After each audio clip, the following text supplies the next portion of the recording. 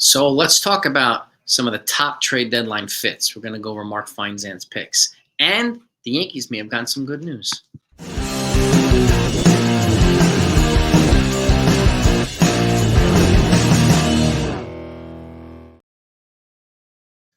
Hey, everybody. Hope you're all doing well. So let's get to the potential good news for the Yankees. What do I mean? Well, we just got reporting that the White Sox are going to be limiting Garrett Crochet's workload. So, meaning he's more than likely going to be traded at the deadline. But they're also trying to protect him to make it easier for an acquiring team to acquire a trade for him. So doesn't mean it's going to cost any less, but maybe that's good news for the Yankees and maybe even Yankee fans who might fear that him being transitioned from a closer to a starter and never having pitched this much before might wind up blowing up in their faces. So they're taking the proactive approach and, protecting him, which is a good thing. So, and again, we talked about stuff like this last night, and I appreciate everybody that brings their feedback too. Like, it's really important. I understand there's a lot of fans that are either worried or disappointed. I totally get it. And the Yankees have been playing for a good stretch of time now. They're 10-11 in their last 21 games. Not ideal baseball for them. But I also try to come up with a silver lining. Okay, they are 22 games over 500. They built themselves up a significant cushion. So that comforts me. I'm not saying it has to comfort you. You're entitled to your opinion. Obviously, you can feel however you want to feel. So, but I like to try to provide a silver lining no matter what. Because this is a Yankees channel, and I'm going to fight for the Yankees no matter what. Just like I would fight for the fans no matter what. But like I always say, okay, if you're going to bring a position, let's back it up with facts, okay, instead of opinions. It's all right. That way we can continue and advance the discussion. So I thank you for that. Now, let's get into this, okay? And by the way, if you're not subbed to this channel, I really, really hope that you sub to this channel because it's going to be a very busy week, a very busy month, actually. We have 4 weeks and plus leading into the trade deadline. A lot of teams are going to present themselves now as buyers that are going to be sellers and vice versa. So we have no idea who the Yankees are going to be able to go after. But this is good news here on Garrett Crochet. So with that, let's pull up Mark Feinsand's article here, okay? This is the top 13 trade candidates and their potential fits, okay? Now, let's scroll down, okay? And now we won't read everything. We'll just go. Tyler Anderson, left-handed pitcher, Angels. He's 2.48 ERA. He's signed for $13 million this year and next. So he comes with a relatively affordable contract, and he's pitching extremely well. And even specifically as of late, he's been pitching to a 2 flat ERA in the last 45 innings in his past 7 starts. So potential fits here are the Astros, Cardinals, and the Red Sox. I think the Braves might be a fit too. And I also think the Yankees could be a fit if they decide they want to add a pitcher. Okay? So this is where it's relevant to the Yankees. That's my 2 cents on Tyler Anderson, okay? He'll definitely get moved. Now moving to Miguel Andujar, former Yankee. I'm not sure why he's on this list, but he's done well since taking a season debut, May 24th, batting .330 with 2 homers and 14 RBIs in 23 games. He's 29. He's on a relatively cheap salary, $1.7 million, an additional year of control. He could be a low-cost acquisition. They seem to be setting up the Braves and Pirates and the Twins as a good fit. I also think the Mets could be a good fit, okay? And potentially a team like the White Sox as well. If they unload players, I think they can replenish in a way on the cheap. And he might be a fit for the White Sox too, Miguel Andujar. Next up is Garrett Crochet. We just talked about him, okay? He's going to be probably one of the key arms to be covered at the trade deadline. He's arbitration eligible for 2 more years, so anybody that gets him for 2.5 seasons. That's significant, okay? And his conversion from the bullpen to the rotation was bumpy at a 6.37 ERA in his first 6 starts, but he's been 168 in the last 10, striking out 84 over 59. Now he's got like 125 strikeouts, which leads the AL. So 12.6 strikeouts per innings. The fits to me, Brewers, Dodgers, Orioles. They're logical fits. I also want to add the Yankees to that because I do think they are looking at him very closely and they have the wherewithal and potentially the willingness to get him. But I would not wait until the trade deadline. If I were them, I would try to jump sooner than later if I possibly could. And now that we know the White Sox are protecting his workload, it might be the time to jump sooner than later. Okay, next up is Paul DeJong, Chicago White Sox. And again, he's a 30-year-old. He's got a 751 OPS and 762 since 2019. So he's been pretty consistent across the board over the last 4 or 5 years. Okay, and the value for his contract, $1.75 million, is very, very, very high. Now he will be a free agent at the end of the season, so it will be a temporary get. Dodgers could another back to the lineup, sure. The Giants and the Guardians could represent fans, and I do think the Guardians might add a starting pitcher. So, but you never know. But I think those are fits, and I also think the Red Sox could be a fit for DeJong as well. Young, athletic, dynamic team bringing in another bat. I could see that with the Red Sox too. Next up is Elias Diaz. We talked about him, a catcher with the Rockies. He might be the best catcher available. Yeah. 303 offense, 352 on base, 439 slugging, 91% framing. So he's pretty legit, okay? Yes, he had a little cash strain in June, landed him on the IL. He's got a $6 million salary, okay? And this is his last season. He'll be a free agent. So, and they're going to need him to recover quickly. Could he be a package deal with someone else from the Rockies? I don't know.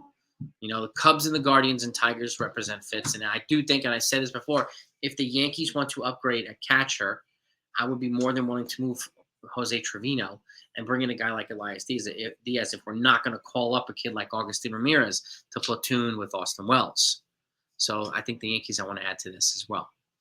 Next up, we've got Carlos Estevez. We just talked about him yesterday or the day before. Closer for the Angels. Okay, he's got a $6.75 million salary, and he's got a .79 ERA in his past 11 outings. So converting all his 7 for 7 in save opportunities in that stretch.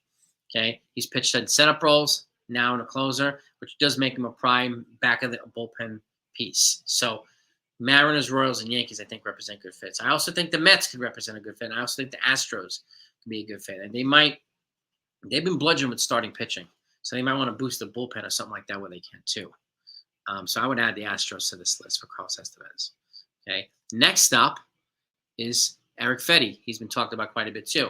He's not the sexy name in the White Sox. Crochet is. I get it. And so is Luis Robert. But he's had a pretty good return. He got a 3.09 ERA and 87 innings pitched over 15 starts. That's pretty solid. And essentially an average of almost 6 innings to start. So you're getting length from him too. Okay, he's on a 2-year, $15 million deal. So you'd get a $7.5 million salary for next year. So you get a pretty reliable starter at a pretty decent cost. The Astros, I'm not surprised are on this list. The Brewers and the Cardinals. I would also add the Twins to that list. Say they lost quite a bit of pitching, so I would add the Twins to this list if they feel like they want to compete. And I would also add the Guardians to this list too, because I do think they're probably going to be in the hunt for a starter especially since they lost Shane Bieber to Tommy John. Matt Moore, left-handed pitcher for the Angels, he's been around for a little bit. He's on a 1-year, $9 million deal. He's 35, but he's kind of turned it around since an early season struggle. Okay, he's 1.64 ERA in the past 11 innings, so that's pretty solid, and he's still pretty good against lefties. So could be solid bullpen depth. Astros, Diamondbacks, and Royals can present fits. I like the Royals, okay? I also think the Guardians would. Even though they have the best bullpen ERA in baseball, I do think another addition to that bullpen would, especially if they don't add a starter, will help fortify their chances as a contender. Okay, next up, Cal Quantrill, righty from the Rockies, one of the Rockies' potentially available players. Okay, and again, I think he came from Cleveland. Okay, but he slashed his ERA from 5.34 to 3.43 in the process, with a 2.25 ERA over the past 9 starts. So he's gradually, after a rough start, he's gradually lowered his ERA too and become a more reliable pitcher at the age of 29. And he's making $6.5 million this season too. The Padres are looking to add a starter on the quiet. He could be a guy. Okay, the Orioles are looking to add a starter on the quiet. He could be, and so could the Twins. So, and I would add the Guardians to the list too. The Padres and the Orioles, I think, are the most obvious candidates to add a starting pitcher. So those would probably be my two front runners for his services. Next up is Kevin Pillar. He's been around for a while too, another veteran from the Angels. I do think if any team is going to do an offload, it's probably going to be the Angels and the White Sox, maybe to a certain degree the Marlins too. Because I think it's the path to competing in the NL East is I don't think they have a shot over the next couple of years of competing. So that's just my opinion. So, but again, he's kind of turned it around a little bit too. Joined the Angels, 959 OPS with 6 homers and 25 RBIs, 33 games. He could be a good bench piece, a good platoon piece as well. The Braves, the Orioles, and the Tigers represent fits. I would add the Guardians to that list too. I think the Guardians are probably going to make incremental ads, potentially the Red Sox too. Any ads that teams like the Guardians or the Red Sox make are going to be incremental. Luis Rengifo is the next up. We've talked about him quite a bit. He's a good contact hitter. Okay, 4 homers, 20 RBIs, and 18 steals. 330, 313 batting average, 359 on base, 428 slugging. Okay, and he's 27 years old. Okay, and he's got positional versatility. He plays third, he plays second. Okay, so he can bring versatility. And the Braves, the Mariners, and the Twins represent fits. I also want to add the Yankees and the Texas Rangers. The Rangers just optioned out Ezekiel Durant. They're going to want probably a speedy infielder to replace him. Luis Rengifo represents that fit. I would keep an eye on the Texas Rangers, and I would keep an eye on the Yankees too. The Yankees have a desperate need to improve their infield. That goes without saying. Okay? And Tanner Scott, we've talked about him. He's another good potential add for the lefty side of the bullpen. Okay? And he ranks in the top 10% in average exit velocity. Okay? You know, ground ball rate, strikeout rate, 174 ERA and 31 innings. That's pretty good. On $5.7 million salary. Okay, he's going to be a free agent, so it wouldn't cost him as much as a guy like Garrett Crochet would. Okay, but his fits here seem to be the Orioles, the Phillies, and the Yankees. I would add the Braves to that.